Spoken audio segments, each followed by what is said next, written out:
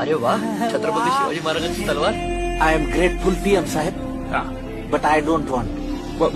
Why not? आमची लायकी नाही शिवाजी महाराजांची तलवार वापस न्यायची. आमच्याकडे गंजून जाईल ती.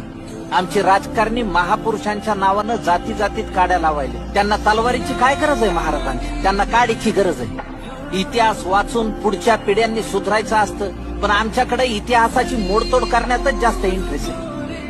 आमच्या महाराजांनी 18 पगड जाती जमातीचे मावळे एकत्र घेऊन स्वराज्य उभं केलंय. पण आजकाल आमची राजकारणी छत्रपती शिवाजी महाराजांचा वापर स्वतःच्या सोयीनुसार करून तुंबड्या भरायला.